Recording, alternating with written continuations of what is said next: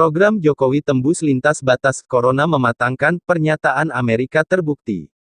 Sungguh salut dan bangga memiliki sosok pemimpin kita yang satu ini. Bapak Presiden dan Bapak bangsa kita ini kini betul-betul telah meletakkan jalan yang sangat baik di tengah-tengah bangsa kita. Dari apa yang diucapkannya dan apa yang telah diprogramkannya, tak ada satupun yang hanya sekedar lip service semata atau hanya ingin menyenangkan telinga banyak orang. Tapi benar-benar dijalankan, diawasi, hingga program tersebut berjalan. Dan bukan hanya sekedar berjalan tapi kembali mengevaluasi benarkah program tersebut sudah diterima masyarakat. Sosok Jokowi yang meskipun tampak hanyalah sebagai orang biasa, kegagahan pun boleh dibilang tak tampak tapi hati dan pikirannya jauh lebih dahsyat dari apa yang ditampilkan di luar. Menjadi pelajaran berharga bagi kita semua untuk tetap memandang ke depan, bahwa Indonesia adalah bangsa yang besar.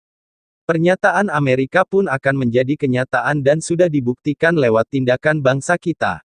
Yakni bahwa bangsa kita sudah didaulat sebagai sebuah negara maju dan bukan lagi sebagai negara berkembang. Kemampuan bangsa kita pun akan terbukti kuat dan akan mampu bertahan di dalam menghadapi situasi pandemik virus corona yang hingga terus-menerus menghancurkan dunia. Kita akan tetap bertahan walaupun banyak negara-negara yang rebah atau jatuh, sebab di tengah bangsa kita banyak lahir orang-orang yang hebat. Yang tak pernah berhenti mencintai bangsa ini dan terus berkarya bagi bangsa ini. Maka dua program ini akan mampu membuat bangsa kita tetap survive atau bertahan. Yakni dana desa dan satu lagi kartu prakerja. Dana desa yang semula peruntukannya untuk pembangunan berbagai infrastruktur di desa-desa di seluruh Indonesia, namun lewat virus corona membuat segalanya berubah. Desa-desa yang jumlahnya jauh lebih banyak dibandingkan kota, yakni sebanyak kurang lebih 75.000 desa, akan menjadi garda terdepan di dalam menghadapi situasi ketidakpastian yang ditimbulkan oleh pandemik yang satu ini. Di periode pertama pemerintahan Jokowi telah menyalurkan hampir ratusan triliun bagi desa secara langsung. Di periode kedua pun sama bahkan dengan jumlah yang angkanya jauh lebih besar dari yang pertama. Dana ini terbukti efektif membangun desa secara berkesinambungan, makanya terus dipertahankan dan dilanjutkan. Bahkan satu pos menteri dibuat untuk bisa mengawasi dan terus mendistribusikan dana-dana ini dengan maksimal. Khusus dalam menghadapi corona ini, akhirnya pemerintah memutuskan supaya peruntukannya kini bagi masyarakat desa yang betul-betul terdampak akibat pandemik corona ini.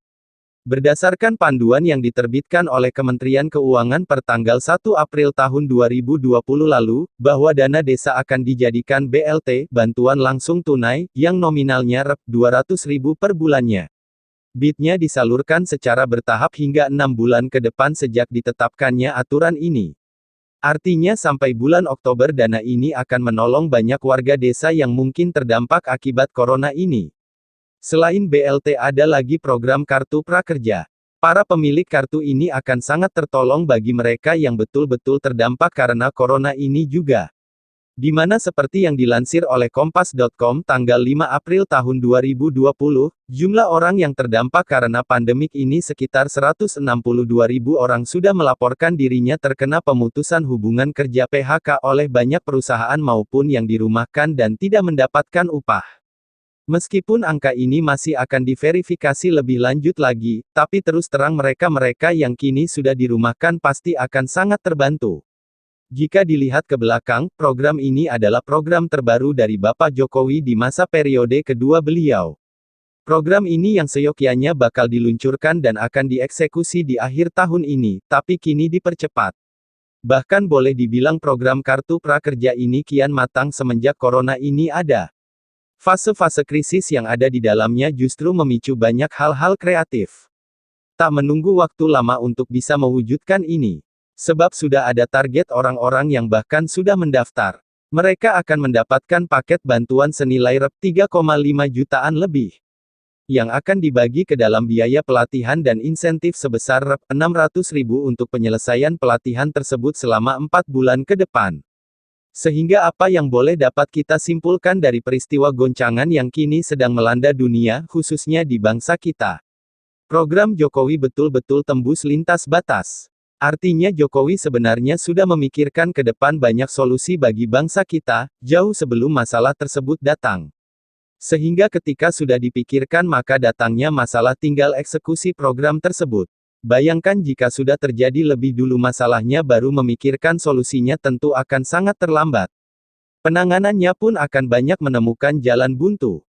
Tapi kini apa yang sudah diprogramkan Jokowi, beliau betul-betul proaktif dan bukannya reaktif.